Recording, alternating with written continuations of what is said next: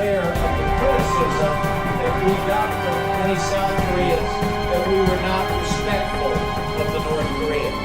That respect, in that part of the world, frankly, any part of the world, is very important.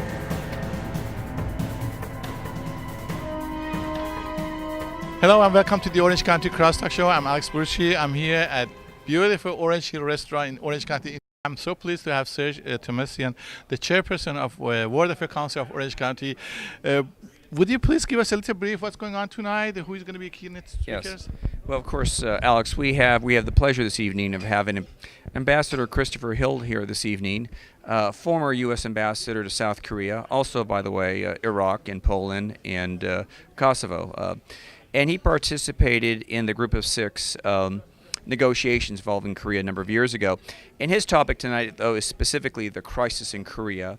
And along with Professor Dube of USC, the U.S.-China Institute there, they're going to be discussing the politics of North Korea, the relationship with China, whether China is a player in trying to resolve the nuclear crisis, of course, with North Korea, and what are the U.S.'s options in dealing with the North Korean nuclear threat now that they're developing intercontinental missiles, and arguably the continental USA could be within the target. And we're also pleased to have a delegation of dignitaries visiting from South Korea who are our special guests tonight. They're professors, economists, and political leaders from South Korea, along with a defector from North Korea. So we're pleased to have them this evening. But our keynote speaker is Ambassador Hill. And again, the subject of the crisis in Korea, in North Korea particularly, is very topical. It's in the news, and it seems to be coming, the crisis is seeming to be coming to a head. And we think it's an important topic, Alex, that our membership should hear about, and who better than a former U.S. ambassador there, and also Assistant Secretary of State for East Asian Affairs.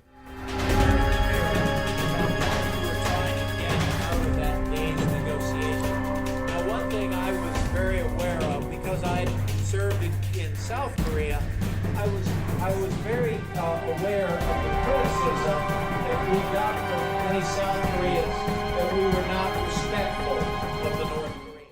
I'm here at beautiful Orange Hill restaurant in Orange County. This is a beautiful place, and I'm so pleased to have Ambassador Christopher Hill, who is going to be keynote speaker. So I'm going to ask you to give us a little brief, and then after that, I'm going to ask Serge Tomassian to give us a little analysis of your talk. Of course.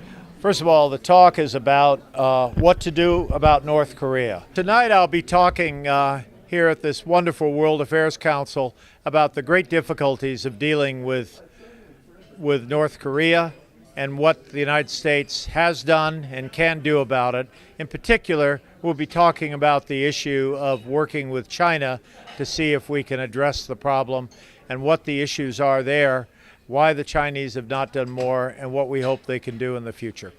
We'll be talking primarily about the North Korean nuclear threat, why that threat is worse today than it was in the past, and what conceivably we can do about it in the future. You know, the North Korean news is the news of the day, so to speak, and there's so many problems with the nuclear and the ballistic nuclear things that North Korea is doing. So are you going to be touching on that, basically? Yes, indeed. We're going to be talking about not just the nuclear threat, but also the threat that North Korea poses to the U.S. by ICBMs, but also the threat they pose to their neighbor, including South Korea. Okay, thank you very much. I'm looking forward to your talk, and I think we're going to take a lot from it. Thank you very much. So at this point, I would like to ask Serge Tomassian, the chairperson of World Affairs Council of Orange County, to join us. Serge, please. Hi, Alex. How are you doing, sir?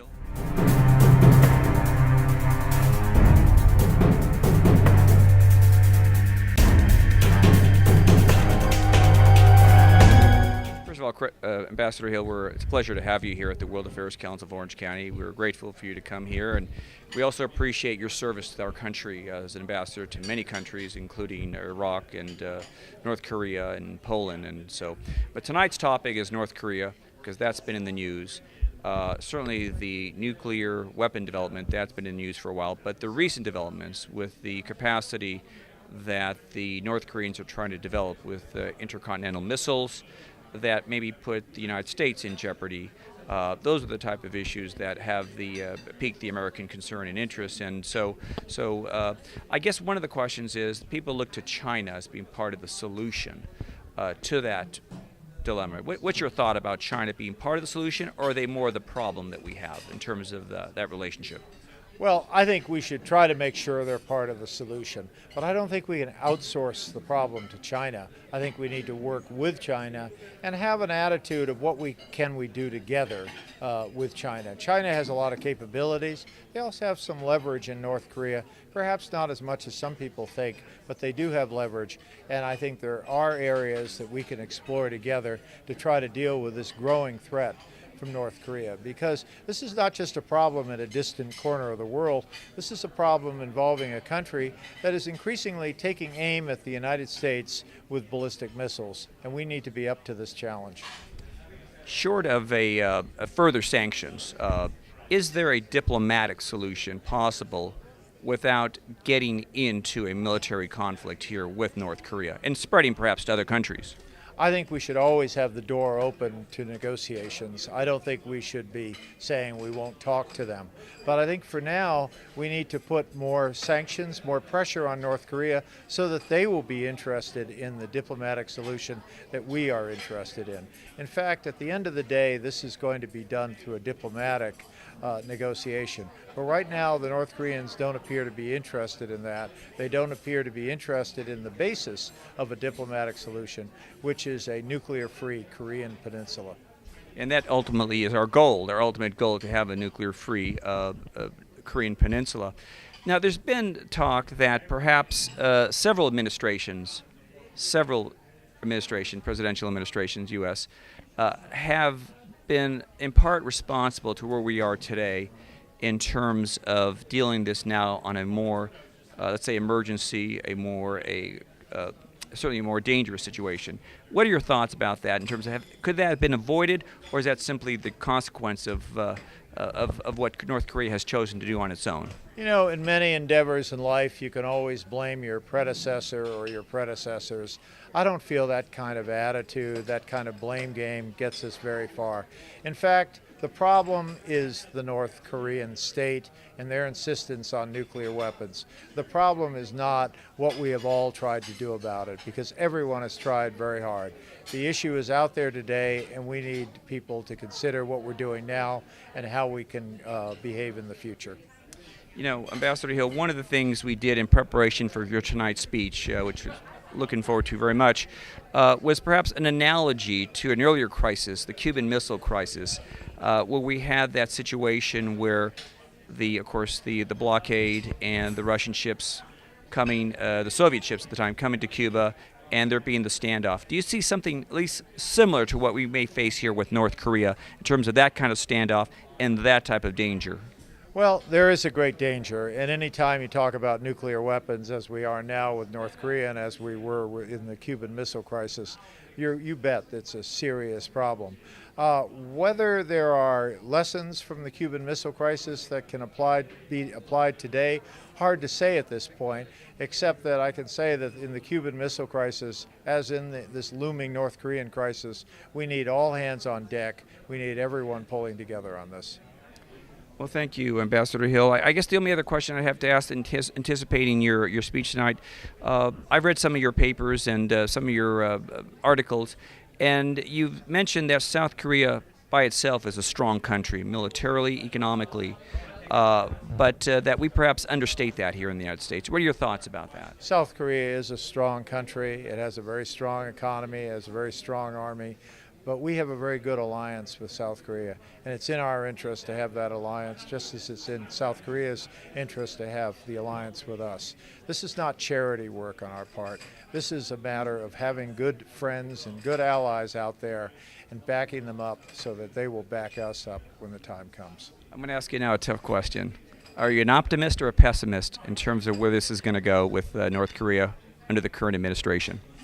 Well, I think, out of kind of tough issues, often people will kind of buckle down and do the right thing. So I'm going to be optimistic. That's good to hear. Thank you, Ambassador.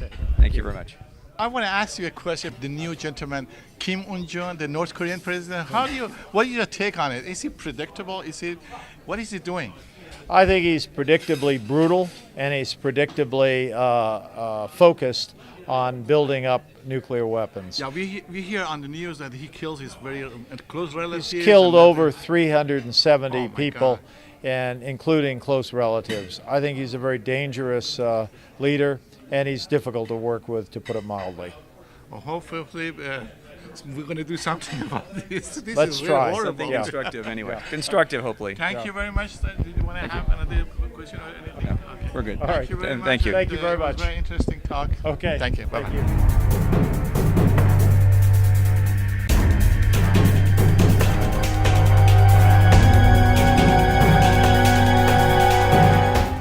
Our guest speaker is Ambassador Christopher Robert Hill. He's the Dean of the Josef Korbel School of International Studies at the University of Denver, a position he has held since September of 2010.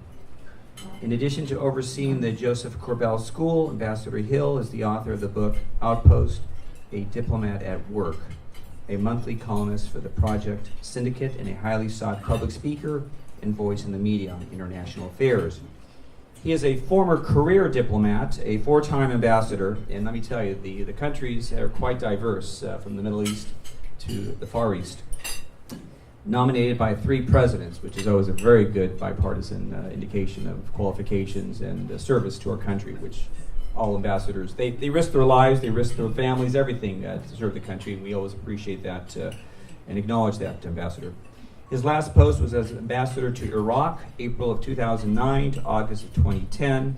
Prior to Iraq, he served as the Assistant Secretary of State for East Asian and Pacific Affairs from 2005 until 2009, during which time he was the head of the U.S. delegation to the 6-party talks on the North Korean nuclear issue. Earlier, he was the U.S. ambassador to the Republic of Korea, 2004 to 05, and ambassador to Poland, 2000 to 04, and also served as ambassador to the Republic of Macedonia in the late 90s. He also served, as I say, his biography is just incredibly, the diversity here. Special Envoy to the Kosovo, if you remember that conflict. And I can tell you, I was here at the time in this council. We had quite a few programs on the conflict on Kosovo, the disintegration of Yugoslavia, the Civil War, the bloodshed, and some would say the genocide that took place there. He served as Special Envoy to Kosovo 1998 to 1999. He also served as Special Assistant to the President and a Senior Director on the staff of the National Security Council 1999 to 2000. And so it goes on. And he did graduate from Bowdoin College in Maine with a BA in Economics, and he received a master's degree from the Naval War College in 1994. He speaks, well, it seems to be consistent there, Polish, Serbian, Croatian, and Macedonian. The Slavic languages are, even Russian even perhaps in there, I don't know. I'd also like to recognize our other professor, who happens to be from my alma mater, from USC, Dr. Clayton Dube. Where are you, Doctor? I seen you here earlier. Doctor? Oh, there you are. Okay. Wanted to make it hard. He has headed the USC, the U.S.-China Institute, a program of at the USC Edinburgh School, since it was established by the USC President C.L. Max Nikitas in 2006 to focus on the multi-dimensional U.S.-China relationship. Hence, the China expertise combined with the North Korean expertise and how that all works together for good or for bad. And so he's been working on the social science research, innovative graduate, undergraduate training, extensive and influential public events, and professional development efforts. He came to USC after serving as the assistant director of the UCLA's Asia Institute. During his tenure, he managed the U.S. Department of Education designated East Asian Studies National Resource Center. He also headed the Asian Studies Teacher Training Program and oversaw a variety of instructional, research, and outreach initiatives. He has produced 2 documentaries, films, and consulted on several others, and he heads a USCI team producing the 6-part assignment of China documentary series on the American media coverage of China since the 1940s, and I'm sure that's been keeping very busy. Let me just say a few things about the issues that we watch the news, we watch CNN, we watch Fox News, the major networks. We know what the issues are. Korea's in the news. It's a nightly subject. The U.S. and North Korea are escalating both the rhetoric as well as the demonstrable military acts, such as continued missile launches by the North Koreans and retaliatory joint military exercises, as well as B-1 bombing overflight by the U.S. and the Allies. The questions I think we need to address is, will it digress into another, I was a little boy, I remember it, the Cuban Missile Crisis of an earlier generation with military and nuclear threats and fears? Will dictator Kim Jong-un back down if provided with regime guarantees? If they say that most dictators, what they want first and foremost, an assurance that they'll stay in power. Will President Trump exercise military strikes if no solution appears on the horizon? And is China part of the solution or part of the problem? Or, Ambassador, are they both? So please join us in welcoming our two guest speakers, ladies and gentlemen.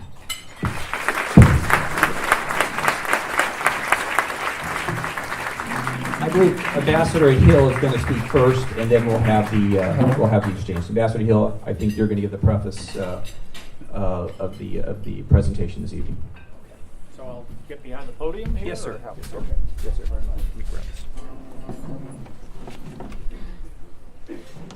Well, thank you very much. It's a great pleasure to come here to Orange County, a place I've actually never been before. I've been in a lot of places in the world, but just not Orange County. I understand you have a baseball team, but you have to call it a Los Angeles team. I don't know how that happened, but let me just say it's a pleasure to come here, and especially to participate in this World Affairs Council.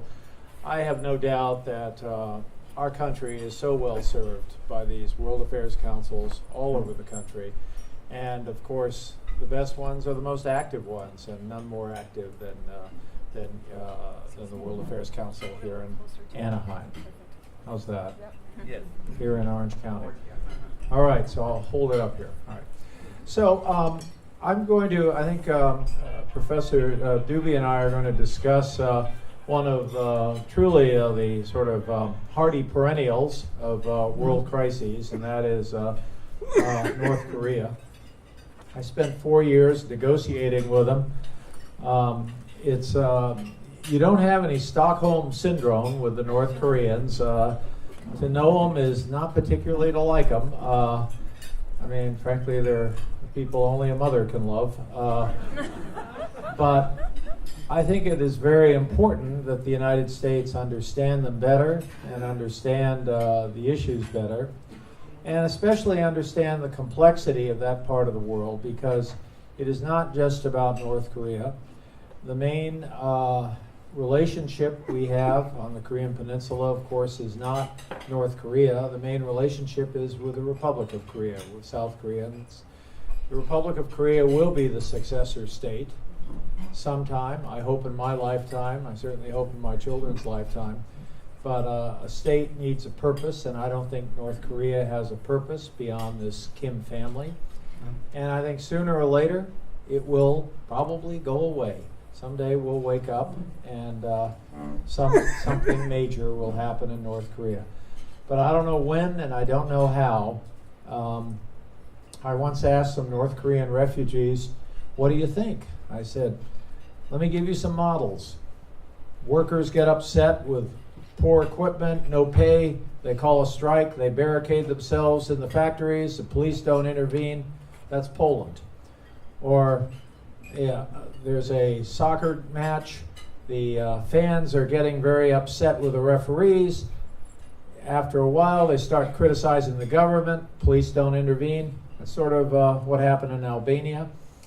Then I suggested maybe a third alternative where there's a party meeting and the party leaders are saying the usual nonsense, and people come in the back, maybe have had too much to drink, start yelling at the party leaders. The police don't intervene, and that's kind of Romania. And then the Communist Party gets together and decide they've had enough, and they call for free elections. That's Hungary. So I asked this group of North Koreans, so what do you think it'll be in North Korea? And they kind of huddled together and they said, well, definitely not that last example. And then they said, maybe that soccer game thing, maybe that's what's going to happen. In short, no one knows how North Korea is going to face its demise. But in the meantime, I think we have a problem that has really become exponentially more serious in recent years. And that is the fact that whereas Kim Jong-il actually had some interest in negotiation, it is pretty clear that his son, Kim Jong-un, is not interested in negotiation. And so we have a situation where North Korea has renounced the basic purpose of the talks that were conducted in the 1990s under the so-called agreed framework in Bill Clinton, or during my time under George W. Bush, the six-party talks. The North Koreans have essentially said they will not agree to the purpose of those talks, which was the denuclearization of the Korean Peninsula. And instead, what we've seen in recent years, starting especially in 2016, but continuing in this year, is a very rapid development of their missile capabilities, a shift to new technology away from liquid fuel technology to solid fuel. That sounds sort of inside baseball, but it is quite meaningful because a solid fuel rocket is one you can hide, stand up, and fire off very quickly. Whereas a liquid fuel missile, you take several hours and we can identify it and do something about it. So they've made a lot of progress on their missiles. They've succeeded in having multi-stage missiles. And the purpose of those missiles, of course, is not to explore outer space. The purpose of those missiles, of course, is to threaten their neighbors and threaten the United States.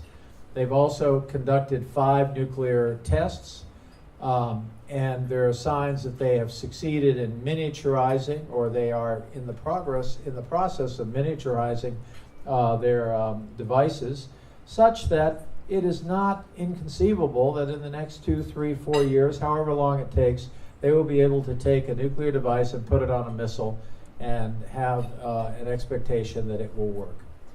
Now, there are people, including, I'm sorry to say, the Chinese and Russian governments, who feel that this is all a case of a small country that feels kind of beleaguered. After all, there are big countries around them. They don't have the sort of framework of in the case before 1989 of the Soviet Union supporting North Korea.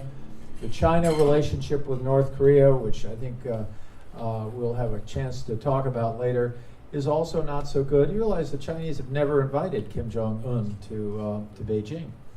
So there are those who say, well, look, this is kind of understandable. Small country with all these neighbors who could be predatory neighbors. And then people go back to some of the horrors and the death and destruction in the Korean War. And they'll say, you know, it's understandable why they might want to have nuclear weapons.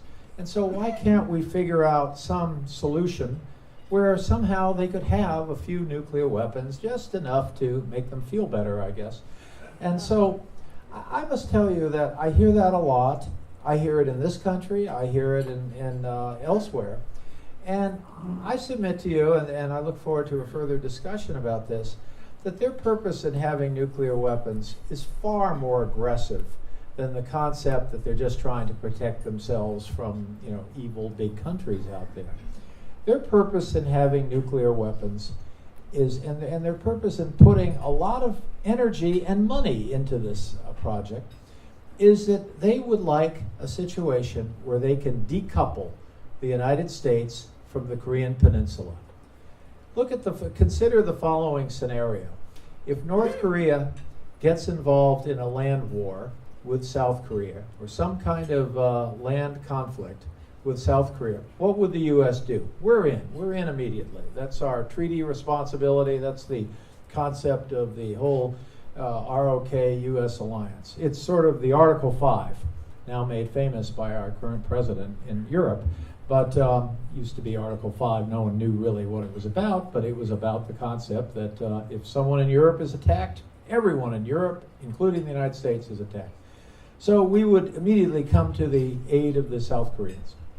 But what if North Korea has the capacity to say to the U.S., if you get involved in this, we will hit you with a nuclear weapon. We will fire a nuclear weapon at Orange County. Will a U.S. president say, you know, that could be very dangerous, but if we're not involved, our whole treaty system throughout the world collapses because we will not have done what we have to do according to our treaty? And would the president then decide, no, we're going in anyway, and if they threaten us or if they succeed, that's a terrible cost, but we will do it for the sake of our treaties? Would the U.S. president with 100% assuredness do that? I think the answer is I like to think that that would be the case. But let's say you're a South Korean people. Do you really believe the U.S. president would put at risk U.S. civilians in Orange County for the sake of defending an ally against the risk of a nuclear attack? Again, I like to think that would be the case, but I think you start to see why this little beleaguered country of North Korea might think that they can decouple the United States from the Republic of Korea, and in so doing, create a circumstance where they could then deal with South Korea on their own. Now, another obvious fact is the South Korean military is one of the finest militaries in the world. I have seen militaries in Europe. I have a lot of friends who judge these things much better than I do. No question, the South Korean military, in the judgment of any expert I've ever talked to, is more than a match for the North Korean military.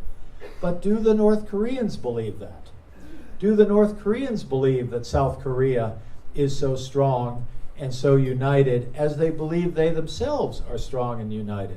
So then you get into this whole issue of miscalculation, where they think if only we get the U.S. out, we would have a chance to do what we want to do in South Korea. And look at the fact that where the North Korean military is. They're not up in all over North Korea in a sort of territorial defense mode with, you know, citizen soldiers and things. They have an army that's very much forward deployed down on the 38th parallel.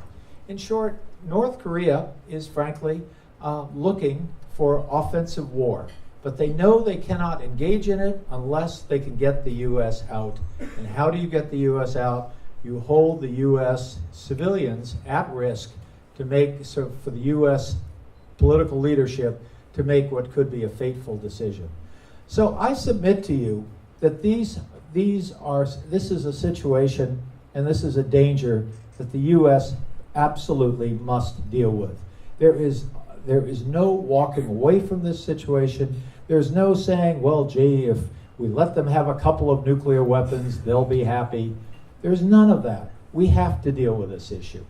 And so I think tonight we'll have an opportunity maybe to talk about some of the options, and some options that are, all of the options are bad, but some are worse than others, and maybe we'll have Dr. Dube and I will have a discussion about which are the least worst options. Because one thing I can tell you as someone who's lived in South Korea in the 1980s and lived there later on, this is an ally. We have no better ally in the world. We have no better ally than our South Korean allies. They are our friends in Europe. We have great allies there, no question. I lived in Poland, where they are also a fabulous ally. But I wouldn't say they're better than South Korea. It's a very special country for us. We're united by our kind of common history. We're united by common citizens. Korean Americans are all over this country, as I hope our Korean delegation noticed as they went to all these places. And lo and behold, there's a Korea community. And every American knows what kimchi is. And every American knows what deep kimchi is. And also in a little of that. So it's a very special relationship. It was a great honor for me to have been named by George W. Bush first as ambassador and then later as the assistant secretary, because when he and Condoleezza Rice named me as the assistant secretary, why did they ask me to be the assistant secretary? And the answer was they were worried about how the relationship with South Korea was proceeding. After all, during the first Bush term, The U.S. refused to negotiate, refused to get involved in negotiations. The consequence of that was South Koreans were saying, why are you not negotiating? Is this not important to you? Why are you doing this? And if you looked at polling data in South Korea, and the South Koreans have a poll for everything, by the way. If you looked at polling data in South Korea, some 45% of South Koreans were blaming the United States for North Korea's nuclear ambition. So there are good reasons to negotiate.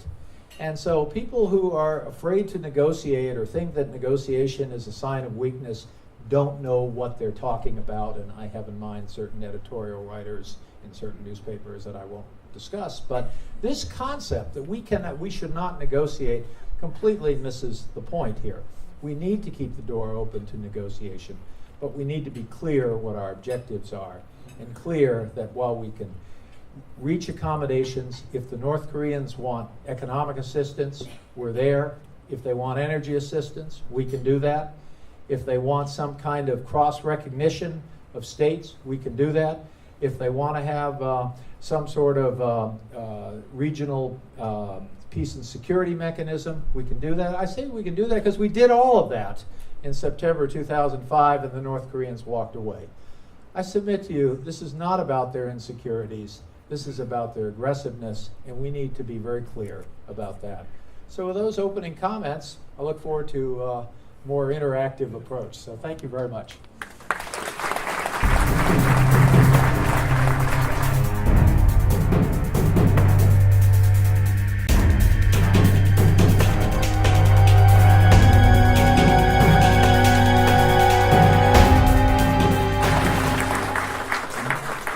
Ambassador Hill is one of our country's most distinguished diplomats. He served for many, many years in many, many difficult places. One of the things that I'd like to, he made a passing reference to it just now, is he was there in Seoul as South Korea was democratizing. Yeah, we called South Korea the Free Korea, but it wasn't truly a democracy until the 1980s.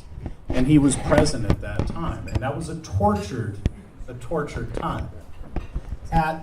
If you went to American military bases in South Korea at that time, inside the gate there were signs that told you where the newest demonstrations against Americans' presence were, that sort of thing. So the remarkable transformation of South Korea is something that has happened in our lifetimes. And so it's something, really, really very precious to hold on to. It was 61 years ago that Nikita Khrushchev sent his number 2 to talk to Mao Zedong, the leader of China. 1956. And he went to China, he was sent to China to try to get Mao to do something about grandfather Kim. There were troubles. And Mao said, they don't listen to us at all. They listen to you only about 3/4 of the time. And so the first question is, has that changed? Who does Kim listen to? Who does Kim Jong-un listen to? I think one of the, Mao Zedong had a point. The North Koreans don't listen to the Chinese all the time. But it's interesting, he says to the Russian, they don't listen to us at all, and they listen to you some of the time. A few things have changed since then, but first of all, Soviet Union doesn't exist, and even though even though Russia is interested in sort of a foreign policy not necessarily conditioned by their national interest, but rather a foreign policy conditioned more by spite. I mean, the Russians will do things that have nothing to do with their national interests, but are done essentially to be spiteful. But I don't think the Russians are players at all in North Korea. And one of the reasons is they've not been willing to give the North Koreans things for free. They're kind of tough about the matter of having money. So meanwhile, so the trade with Russia has gone very far, south. I mean, very little trade with Russia. Japan's trade with North Korea, which was largely in fish products, also much smaller than in the past. South Korea's trade with North Korea also much lower than in the past. So if you look at the structure of North Korea's trade, it's almost all from China.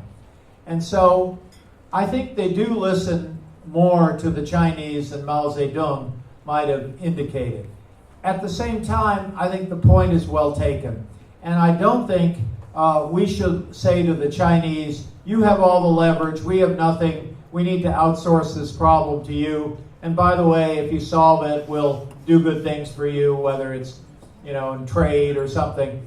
I don't think that's going to work. I think what we need is a concept that the U.S. and China will work together on what needs to be done to address North Korea. And I think one of the things that needs to be done is to make sure the Chinese are really being very tough on the sanctions. Anyone who's been down to Damdong, which by the way that's right on the river across from North Korea, and it looks sort of like Las Vegas compared to what's going on in North Korea. And it's an active town, and you can see going over this bridge, you see trade. I don't see a lot coming back from North Korea, but I see Chinese goods going into North Korea. By the way, just one other little aside. When I was in Damdong, they invited me out on a tourist boat, and I was there only with my delegation, even though they could have had 30 or 40 or 50 tourists. And the waters, the Yalu, it's an international waterway, so you can get right up to the North Korean border, North Korean land, but you're not in North Korea, even though you're right up there. And then when the Chinese gave me a few cigarettes, he said, why don't you throw them to the North Koreans?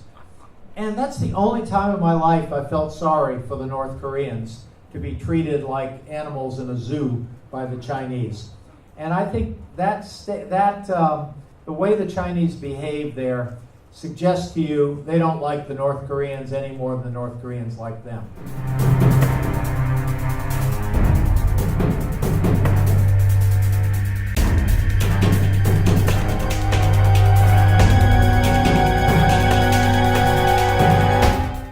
We are back again, and Serge, it seems to me it was a long talk, long conversation. Yeah. I mean, I recorded the whole thing, but it was kind of, seems to me, a very long. What was your take about that? What was the highlights?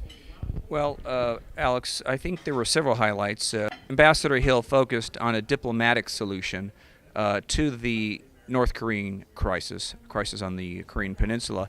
And I think that in his years serving as an ambassador, he sees that there's a thin margin there between diplomacy and military action that can be used to resolve the conflict. And I think, he brought in some of the other players, China and Russia, and he made it very clear that China and Russia have different interests in North Korea.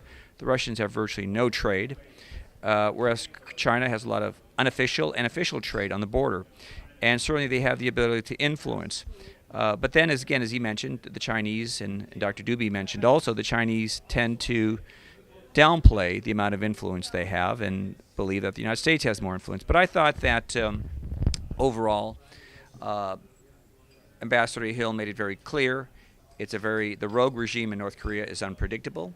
They're dangerous. Their intent is to nuclearize their country and to be a threat to the United States. And that the South Koreans have been living with this threat for quite some time, and so they're somewhat immune to it. But for the United States, with the development of these new intercontinental missiles and the testing that's been going on by North Korea, it's now right in our plain view now, and it's in our sights. So I think that it's got the attention of the Trump administration.